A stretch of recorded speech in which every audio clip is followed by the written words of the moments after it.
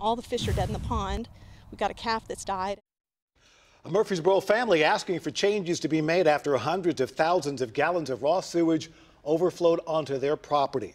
Now, that spill was from a city wastewater treatment plant right next to their farm.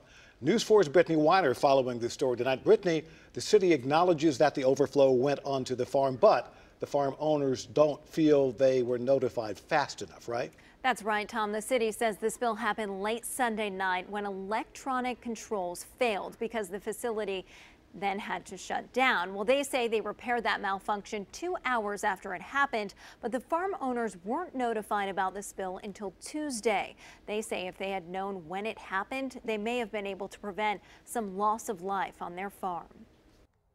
Mary Horde says this pond, now filled with dead fish, has been the main source of water for her family's cows for generations. The sewage definitely did infiltrate the pond. The city tells News 4 an estimated 440,000 gallons of raw water overflowed from the wastewater treatment plant next to Horde's property Sunday night. My brother was called Tuesday afternoon at about 2:30 by the director of the plant. And they told us at that point that they didn't think that it had reached our property in the pond. Horde says she wished they were notified sooner. Well, we've had a loss of so far one calf. We found it this afternoon. We had 4 days we could have gotten ahead of this, and now we're behind it.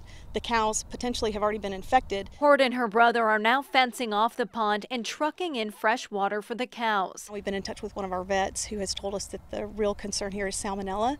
And so we're going to be treating this entire herd. Darren Gore, the director of Murfreesboro Water Resources Department, said in a statement sent to News 4, "We notified the State Department of Environment and Conservation under the required protocol and took remedial actions to prevent this from happening again with better controls and backups to the system." The same issue on a different part of the farm on February 25th, so a little over a month ago. We had the same issue in April of 2018. So it's not a one-time occurrence. Horde says all she wants right now is help providing fresh water to the cattle. All we want to do is farm and have our cattle out here, and they are compromising our ability to do that.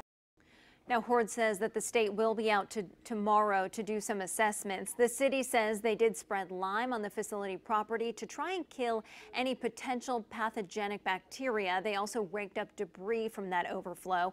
Now, Horde says the city has offered some assistance, but she did not feel it was an acceptable offer, and they turned it down. Tom and Tracy.